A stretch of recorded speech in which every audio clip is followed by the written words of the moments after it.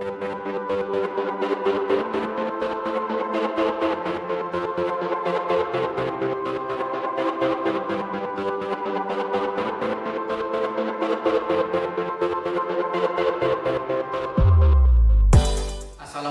warahmatullahi wabarakatuh.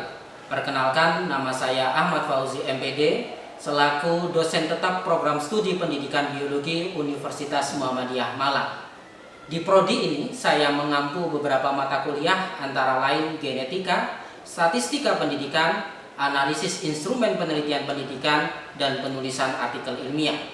Dan pada kesempatan kali ini saya akan menjelaskan salah satu mata kuliah yang saya ajar, yaitu mata kuliah genetika. Mata kuliah genetika merupakan salah satu mata kuliah wajib yang ditempuh mahasiswa di semester genap. Mata kuliah ini terdiri dari 4 SKS yang terbagi menjadi 3 SKS teori dan 1 SKS praktikum di laboratorium. Dan sama seperti mata kuliah lainnya, mata kuliah genetika terdiri dari 3 prinsip utama, yaitu DIA, Delivery, Interaction, and Assessment. Pertama kita bahas delivery-nya terlebih dahulu. Namun sebelum kita bahas delivery, kita harus tahu CPMK dari mata kuliah genetika. CPMK mata kuliah ini adalah mahasiswa diharapkan mampu menganalisis struktur, reproduksi, kerja, regulasi, dan perubahan materi genetik, serta menganalisis pewarisan sifat, genetika Mendel, hingga menelaah materi-materi biologi yang berkaitan dengan genetika pada siswa SMA. Dari CPMK tersebut akan diturunkan menjadi 7 sub CPMK, dan dari 7 sub CPMK tersebut diturunkan menjadi 7 materi pokok yang harus dipelajari mahasiswa selama 14 pertemuan. Sedangkan 2 pertemuan sisanya digunakan untuk UTS dan UAS. Sumber utama materi yang dipelajari oleh mahasiswa adalah e-book Principles of Genetics yang ditulis oleh Snustad and Simmons pada tahun 2012. Namun selain e-book tersebut, saya juga telah membuat 20-an video materi genetika yang telah saya unggah di YouTube dan dapat diakses oleh mahasiswa untuk mendalami apa yang telah mereka pelajari. Dan seperti mata kuliah lainnya, pembelajaran genetika menerapkan model-model pembelajaran inovatif. Ada 3 metode pembelajaran yang saya terapkan di mata kuliah genetika. Yang pertama adalah problem-based learning, yang kedua adalah Omega, model pembelajaran yang saya dan tim kembangkan. Kemudian yang ketiga adalah metode demonstrasi inquiry yang memfasilitasi mahasiswa hands-on activity di laboratorium saat kegiatan praktikum. Kemudian di aspek interaction, karena di UMM sekarang sudah 100% luring, karena kita tahu pandemi sudah usai, maka pembelajaran genetika juga dilakukan secara tatap muka di kelas. Oleh karena itu, saya dan mahasiswa dapat berinteraksi langsung ketika pembelajaran dilaksanakan. Namun, selain itu, saya dengan mahasiswa juga membuat grup melalui platform WA sehingga saya dan mahasiswa dapat berinteraksi secara online melalui platform WhatsApp tersebut. Kemudian di aspek terakhir yaitu assessment, ada setidaknya 3 aspek yang saya ukur selama perkuliahan genetika, yaitu kognitif, psikomotor, dan afektif. Untuk aspek kognitif, saya menggunakan beberapa alat instrumen, antara lain asesmen diagnostik yang saya gunakan di awal perkuliahan untuk mengidentifikasi miskonsepsi mahasiswa, kemudian tugas kelompok yang dilakukan oleh setiap kelompok selama pertemuan-pertemuan genetika, kemudian UTS dan UAS. Sedangkan untuk psikomotor, saya menggunakan kegiatan di praktikum genetika, yang di kegiatan praktikum tersebut ada beberapa asesmen, antara lain pretest setiap awal pertemuan praktikum, kemudian laporan praktikum setiap kelompok, dan ujian akhir praktikum. Sedangkan di aspek afektif, saya menggunakan 3 teknik untuk mengukur sikap mahasiswa, yaitu self dan peer assessment, kemudian refleksi mahasiswa, dan yang terakhir adalah kehadiran mereka selama perkuliahan dilaksanakan. Wassalamualaikum warahmatullahi wabarakatuh.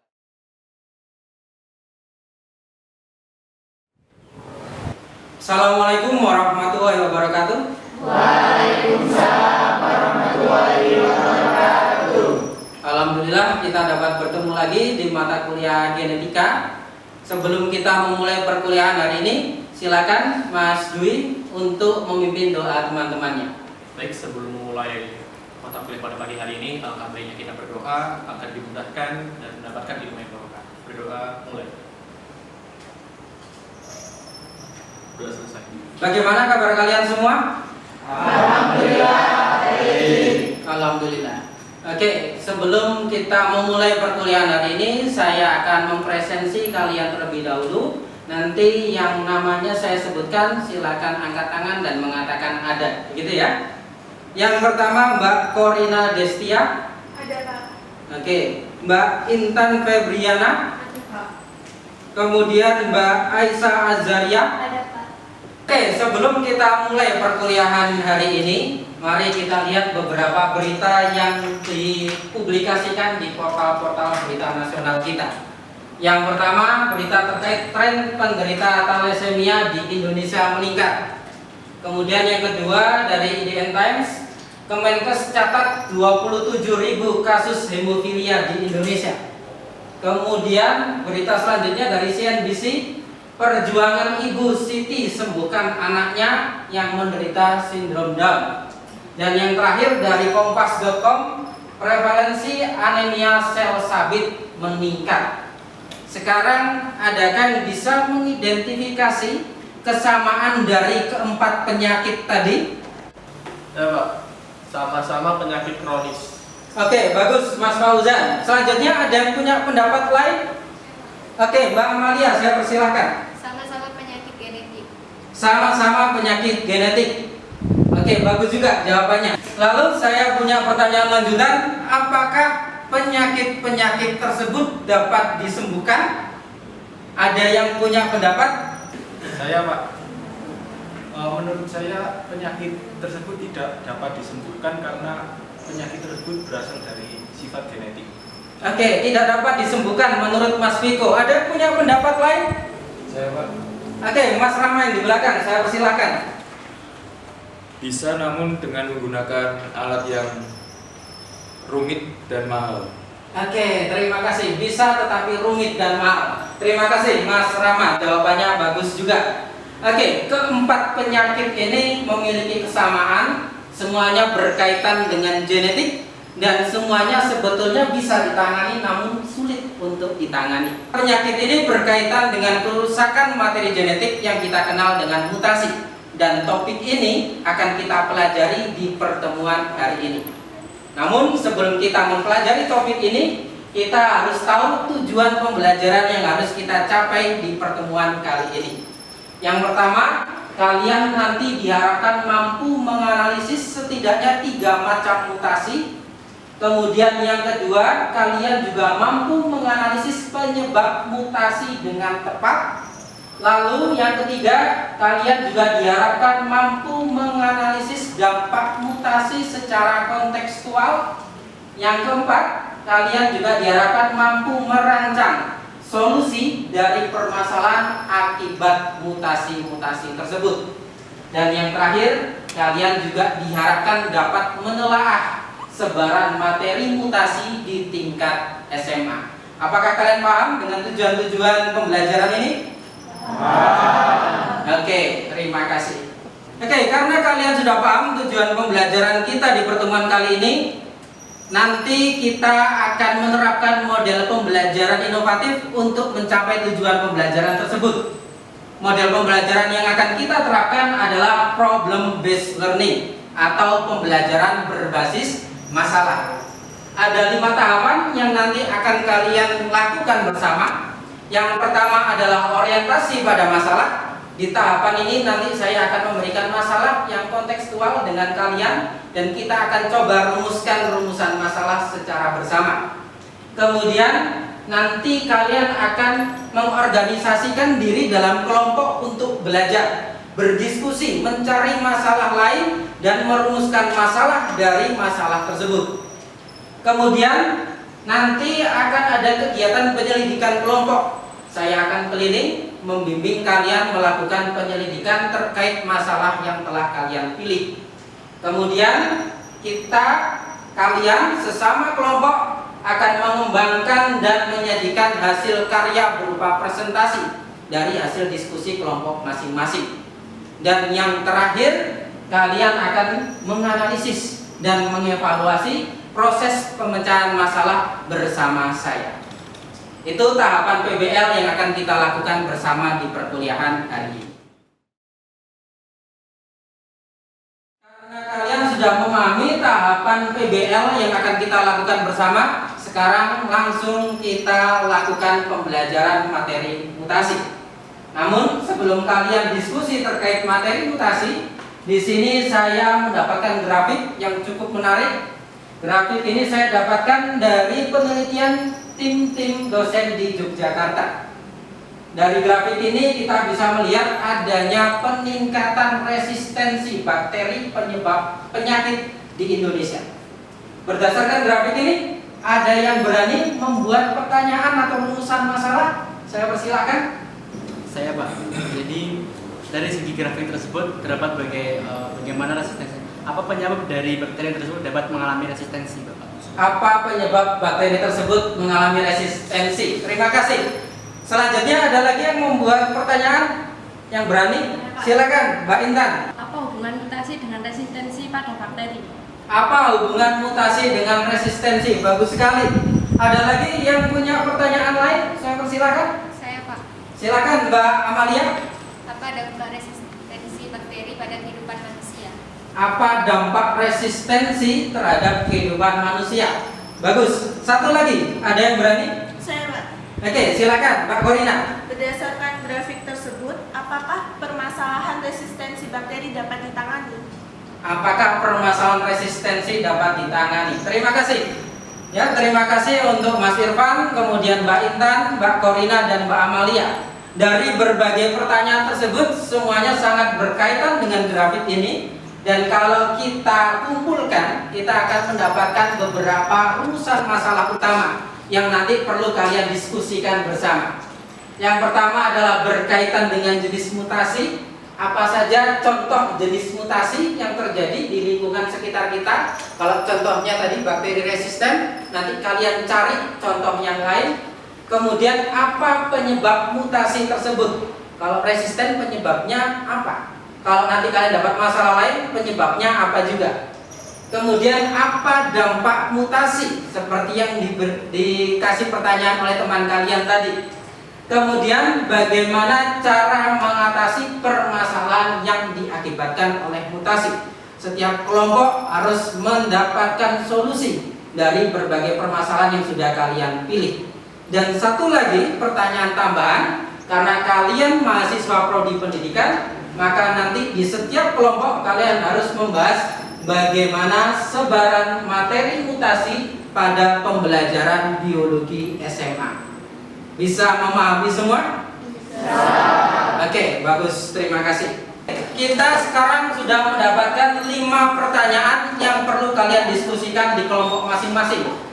Setelah ini kalian akan duduk dengan kelompok masing-masing, duduk melingkar agar diskusinya bisa optimal. Kemudian nanti akan saya sebarkan ILKPD yang sudah saya susun sebelumnya. Di ILKPD tersebut ada pertanyaan-pertanyaan ini, silakan dikerjakan bersama kelompok masing-masing.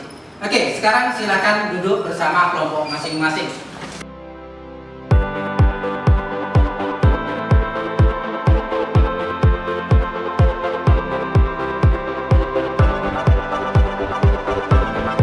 Oke, semua sudah duduk di kelompok masing-masing? Sudah. Silakan diunduh terlebih dahulu ILKPD yang sudah saya share di grup WA kalian. Setelah diunduh, silakan diskusikan bersama kelompok kalian masing-masing. Ingat, setiap kelompok wajib mendapatkan satu masalah kontekstual terkait mutasi. Saya persilakan diskusinya dimulai.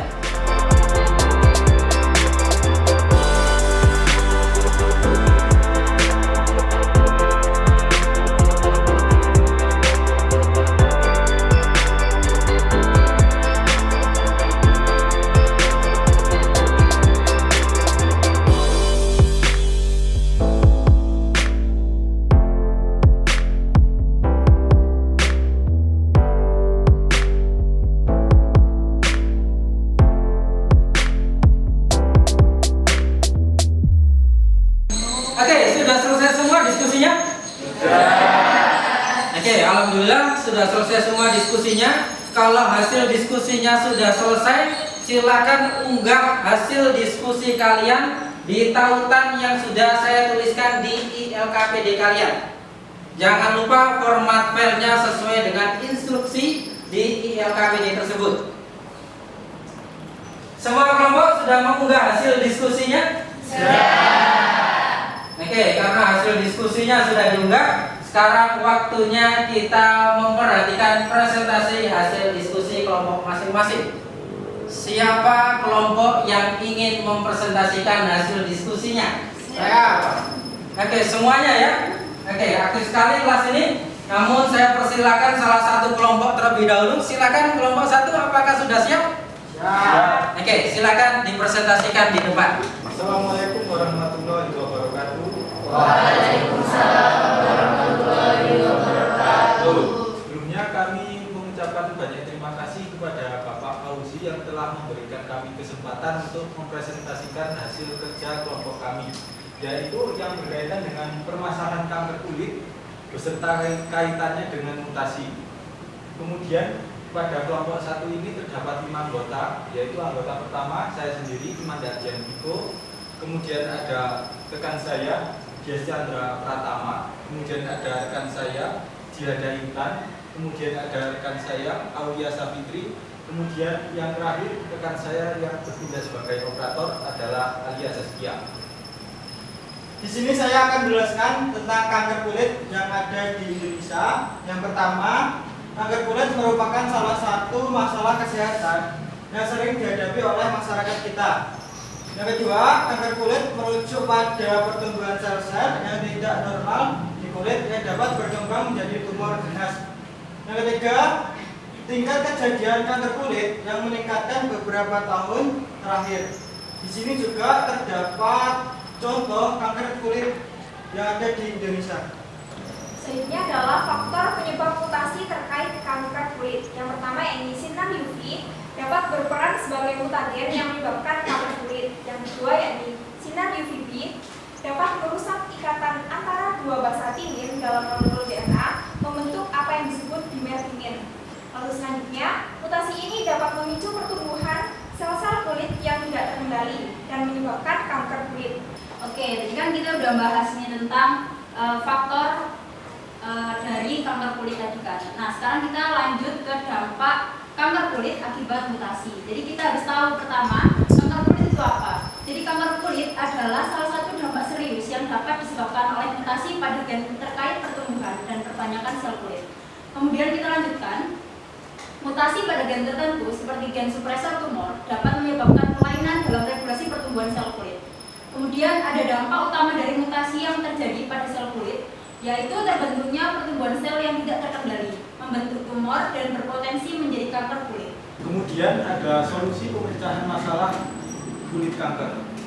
Kemudian pencegahan.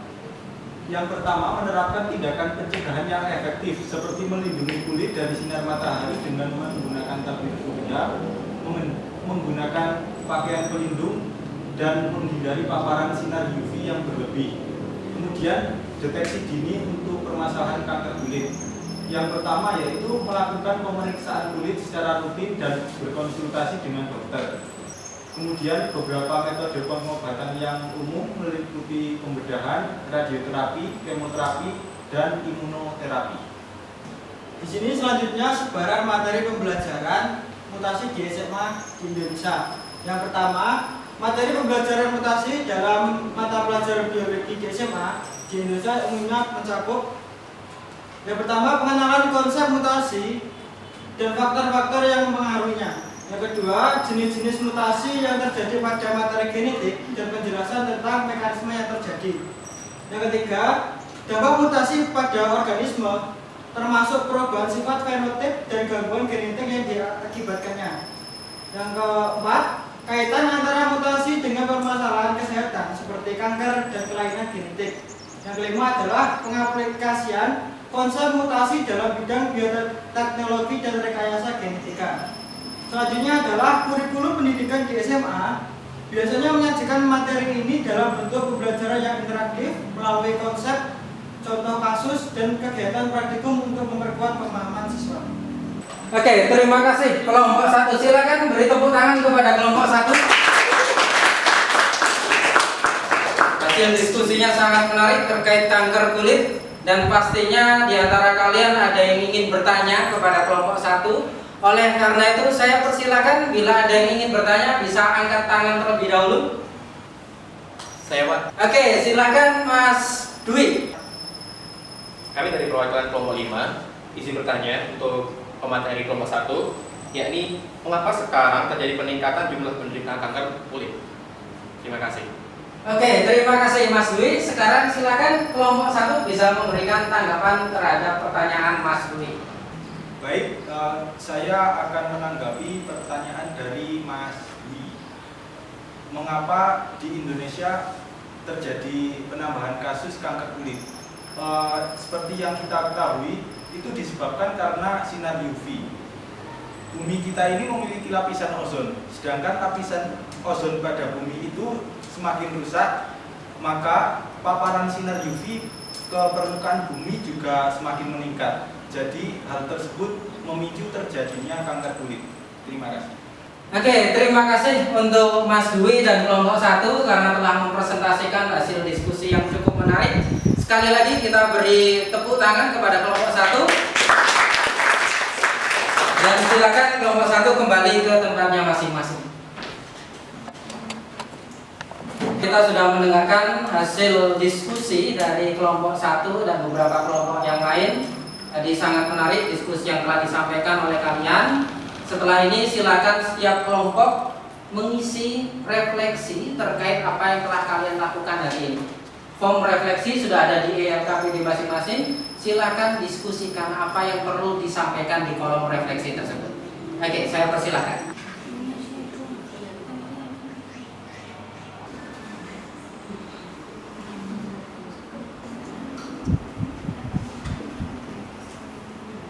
Apakah setiap kelompok sudah mengisi form refleksi? Sudah. Oke, saya harap kalian mengisi dengan jujur sesuai dengan proses diskusi kalian masing-masing tadi. Oke, sekarang waktunya saya akan mengevaluasi secara sepintas hasil pengerjaan diskusi kelompok kalian. Tadi secara umum diskusi kalian sangat baik. Permasalahan-permasalahan yang kalian munculkan juga sangat menarik dan sangat kontekstual. Tadi kelompok 1 terkait kanker kulit, kelompok 2 terkait resistensi pada hama, kelompok 3 terkait bagaimana penyakit-penyakit genetik diwariskan, kemudian kelompok 4 terkait panen yang turun karena banyak hama juga yang mengalami mutasi, dan kelompok 5 terkait munculnya sifat-sifat baru yang kadang merugikan masyarakat di Indonesia. Namun ada satu hal yang perlu kita garis bawahi bersama. Permasalahan kalian bagus, rumusan masalahnya juga menarik. Namun ketika kalian memetakan sebaran materi di SMA terkait mutasi, itu perlu dieksplor lagi. Coba baca e-book yang ada di SMA, coba buka peraturan kementerian terkait kurikulum yang ada di SMA. Tetapi meskipun ada kekurangan di situ, semoga nanti di pertemuan selanjutnya ketika kalian memetakan materi, kalian akan lebih teliti dan lebih cermat. Terima kasih. Oke, alhamdulillah kegiatan PBL sudah kita laksanakan bersama dari tahap orientasi masalah hingga evaluasi hasil kerja kelompok kalian. Sekarang kita sudah memasuki kegiatan penutup dari perkuliahan ini. Namun sebelum saya mengakhiri perkuliahan ini, saya meminta salah satu dari kalian untuk menyimpulkan materi yang telah kita pelajari hari ini. Siapa yang berani menyimpulkan materi perkuliahan hari ini? Oke, saya persilakan Mbak Aulia. Oke, terima kasih Pak atas kesempatannya. Setelah mempelajari materi mutasi pada hari ini, pada pertemuan kali ini, saya dapat menyimpulkan memang mutasi ini tuh berperan penting dalam perubahan genetik dan evolusi pada individu atau organisme. Seperti yang kita tahu, tadi mutasi itu merupakan perubahan dari DNA yang bisa terjadi secara alamiah dan disebabkan oleh faktor eksternal. Kemudian memang mutasi ini tuh dapat menyebabkan beberapa penyakit genetik yang memang serius dan merugikan, dan pastinya mempengaruhi kualitas hidup individu. Kemudian untuk konteks pembelajaran di sekolah, tadi pada saat kami presentasi, kelompok kami sudah membahas juga mengenai bagaimana mutasi ini dapat diintegrasikan dalam pembelajaran dan dimasukkan ke dalam kurikulum biologi. Terima kasih Mbak Aulia. Bagus sekali kesimpulannya, beri tepuk tangan kepada Pak. Oke, selanjutnya siapa yang ingin merefleksikan apa yang telah kita lakukan di kegiatan pertemuan ke-9 ini? Oke, Mbak Aisyah, saya persilakan. Baik, terima kasih Pak atas kesempatannya. Menurut saya sendiri dari pelajaran materi hari ini, perkuliahan problem based learning pada materi mutasi, saya mendapatkan pengalaman belajar yang interaktif sekali dan menarik menurut saya. Kemudian kesulitan saya dalam materi ini yaitu memberikan contoh dan mencari contoh konseptual serta merumuskan masalah yang baik dalam rangka mengatasi tantangan dan kekurangan yang saya hadapi ini. Saya akan berkomitmen untuk terus meningkatkan dan mengajukan pertanyaan serta bekerja secara kolaboratif dalam kelompok saya. Terima kasih Pak. Oke, beri tepuk tangan kepada Mbak Aisyah. Refleksi yang bagus sekali telah disampaikan oleh teman kalian, Mbak Aisyah, dan tentunya kalian juga punya refleksi yang berbeda-beda. Oleh karena itu, jangan lupa di ILKPD juga ada form refleksi individu. Silakan diisi manakah yang menurut kalian kurang dan bagaimana cara kalian untuk meningkatkan kompetensi kalian di pertemuan-pertemuan selanjutnya. Dan setelah ini, saya membutuhkan bantuan kalian untuk mengisi form sikap selama mengikuti pertemuan kali ini. Ada 2 form. Yang pertama form evaluasi diri untuk mengisi sikap menurut kalian sendiri-sendiri. Kemudian form peer assessment, kalian mencoba mengevaluasi salah satu teman kalian, bagaimana sikap dia selama perkuliahan ini berlangsung. Oke, saya persilakan diakses tautannya, dan tautan tersebut ada di halaman ke-9 di ILKPD kalian.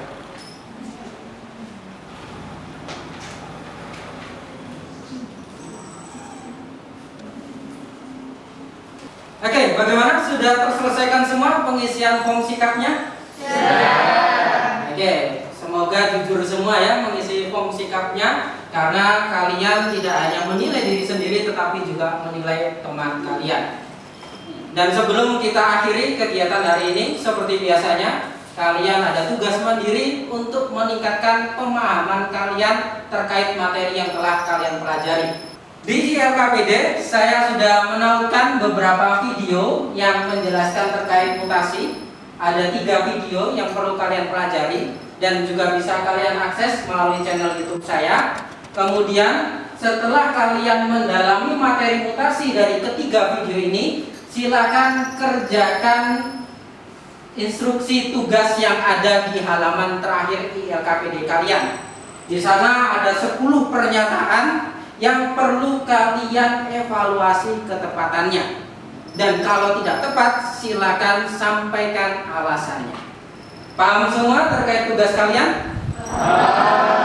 Oke, kerjakan tugas tersebut, dan sebelum pertemuan selanjutnya dimulai, semua sudah mengunggah hasil jawaban kalian. Terima kasih. Alhamdulillah, kita sudah belajar mutasi bersama di mata kuliah genetika pertemuan 9 ini. Tadi kalian sudah mengikuti model PBL untuk berdiskusi, mencari masalah kontekstual, merumuskan masalah dari permasalahan tersebut, dan mencari solusi dari masalah yang sudah kalian tentukan tadi. Tadi juga sudah ada kesimpulan, sudah ada refleksi, dan sudah ada tugas yang perlu kalian selesaikan.